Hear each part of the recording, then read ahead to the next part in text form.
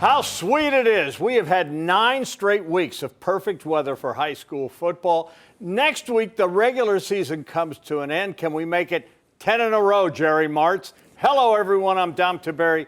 Welcome to First and 10. And I'm Adam King. A Friday the 13th edition of First and 10, but teams hoping for some good luck tonight. And Dom, most people say that you're supposed to save the best for last. Not here on First and 10. We are starting with a big one. I was born on a Friday the 13th. Doesn't surprise you at home, right? Certainly the Fun case fact. with our game of the week, Thomas Worthington hosting Hilliard Derby. If the season was to end now, both these teams would be in the playoffs. The Cardinals 5-3 on the year, Derby 4-4.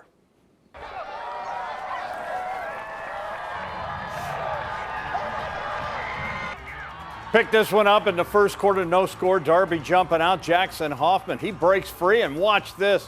Takes it 75 yards for the touchdown. No one's going to catch him. 7-0 is the score. Second quarter, Thomas Worthington. Nice drums. Trying to get on the board. Kicker, Maddox Lepard. Boy, 46-yarder bounces off the crossbar. Man, just that close. Derby keeps it going on offense. Freshman running back Cohen Cornegay finishing off the long drive, the 2-yard touchdown. Hilliard Derby goes on to win 30-0. Now to the number 8 team in the state, Olentangy at Jerome. The Braves, one loss all year.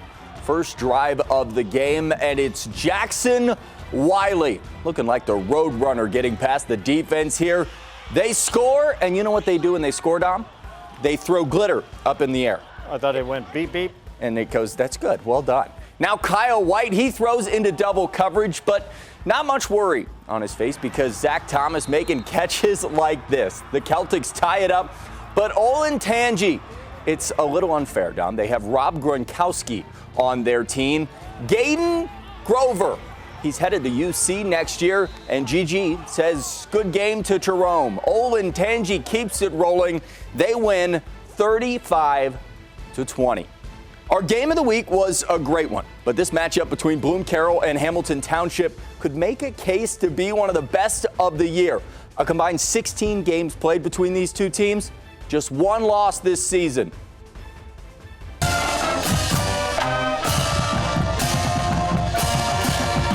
The band is done playing, which means it's time for Nadir Langston to go to work. He disappears for a second, but when you see him again, he's in the end zone. Tied up 7-7. Now Bloom Carroll and Ethan Thanavong are going fishing. He finds Dylan Armentrout, and this will, from here on out, be known as the stiff Armentrout. Takes out 2 defenders at once. 75 yards later, he's got 6. But the Rangers have another 7 of their own. And Javon McBride, anything you can do, I can do better. 80 yards and a cloud of turf. What a night for the Rangers. Hamilton Township, they kick a field goal with 50 seconds left. That gives them the 31-28 win, although I think the coach loses that chest bump right there. All right, next up, we head to the City League with 4-4 Marion Franklin hosting 5-3 Eastmore Academy. This is a big game, folks, in the City League. Hello, ladies. Third quarter, tied at 14. Check out Marion Franklin's TJ Black. Gets to the corner, bust free. He's going to take it in for the touchdown. The try for 2, no good. Devils led 20-14. Come back, TJ Black just getting warmed up. Brings it back 70 yards for the touchdown here. The try for 2 was good this time. The Devils led 28-14. And then it is the Devils getting it done on defense. Dwayne Galloway Jr., the interception. And he knows what to do. Turns the Jets on, brings it back 65 yards for the touchdown. Marion Franklin goes on to win 36-14. And the hits, they keep coming as we head to the Fortress in Obetz. 7-1, Bishop Reedy hosting 3-5 Bexley. Jeff Happ, co-captain. Bishop Reedy honoring the 1983 state championship team. Third quarter, Reedy is up big. Bexley still competing. Check this out. Jackson Fry airs it out. J.B. Wright, the great catch. He's going to take it 80 yards for the touchdown. Lions, they are on the board, but Reedy We'll come back. Check out the hard running here by Sair Prince Grimes. Fights his way into the end zone. Bishop Reedy rolls 56-7.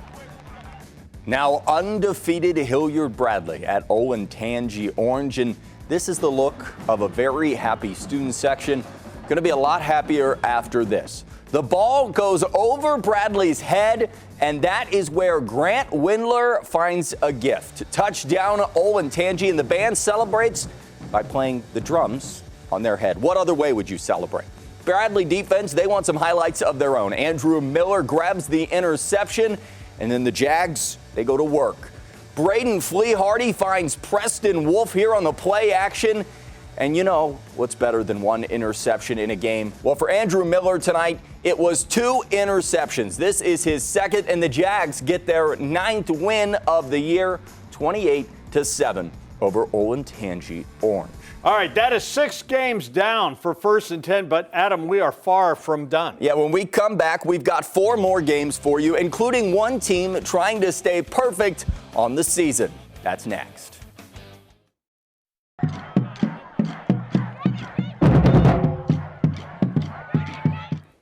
That is talent. That is the Olentangy Orange drum corps playing the drums upside down. Can you do it? Dom, I will say this. I think we should both give it a try after the show.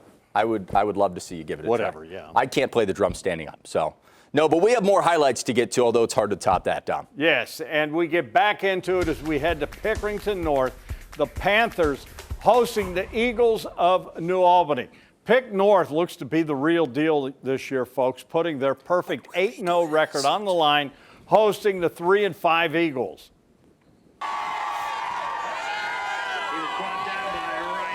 Yeah, you know the fans are fired up for this one. We'll pick it up in the 3rd quarter. New Albany up 14-7. Pick North comes back.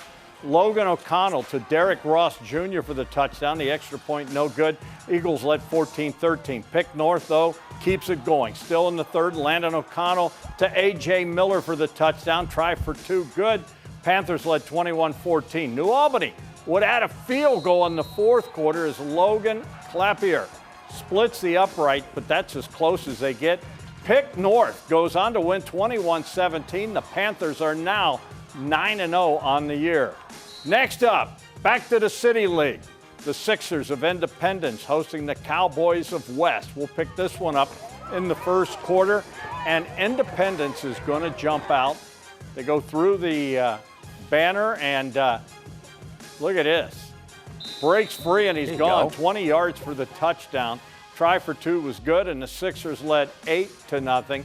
2nd quarter, and the Sixers want more.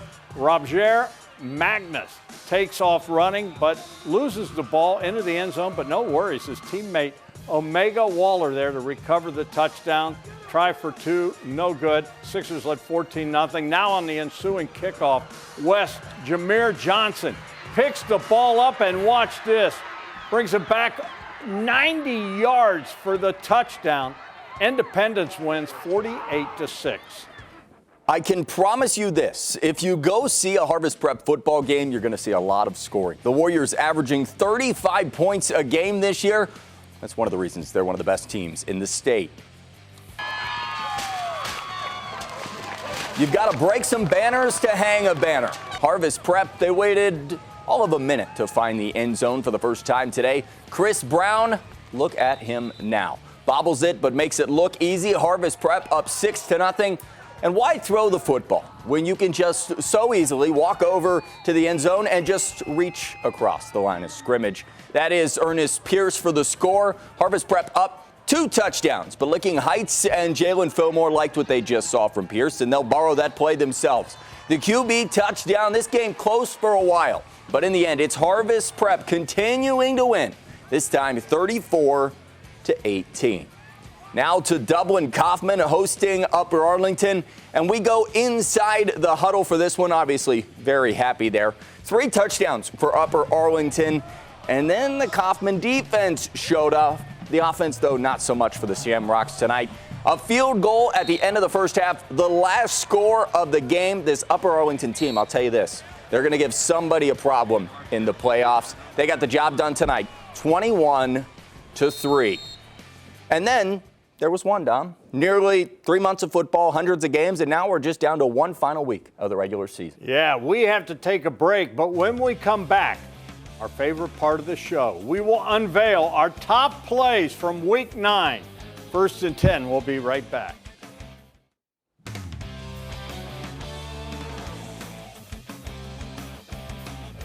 And welcome back to First and 10. Right now, it is time for us to unveil our top plays of Week 9. Quite a few to pick from, but there can only be 3. So here we go, and we're starting with what I think, if we handed out a play of the night, would probably earn that.